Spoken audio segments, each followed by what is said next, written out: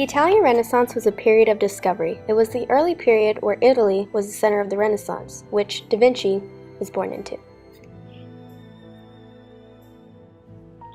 His famous notebooks were the only evidence of his genius and thoughts.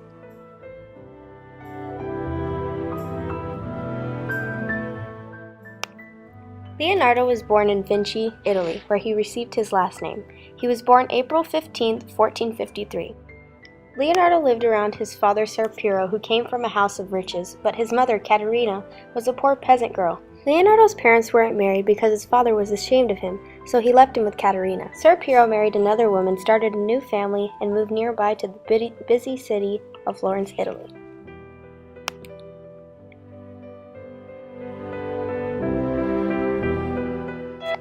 Caterina did not want to keep her baby either, so she too married someone else. Ser Piero then left the baby with his parents. No one really loved him except an uncle named Francesco, who was a farmer and loved the countryside.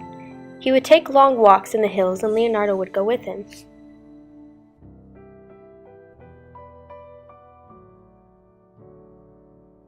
Everywhere he went, Leonardo took a notebook with him and made drawings of anything that interested him.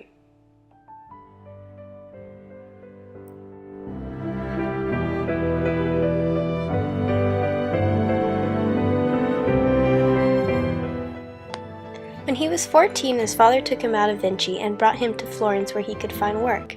He took an apprenticeship where he got most of his art experience from, until he came to a ruler by the name of Ludovico to not only help boost the ruler's image, but benefit himself with knowledge. He received odd jobs around the castle that really made him think and create.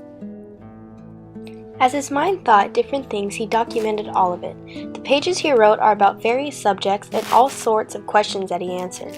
He formed the basis of what we know about anatomy, physics, art, aerodynamics, astronomy, mathematics, and engineering. His advances in art were techniques that made paintings look more realistic and very visually appealing.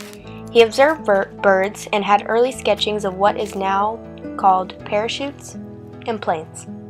As for anatomy, he dissected corpse to see the inside, which led to doctors using it to find out what was wrong with the person based on their internal organs.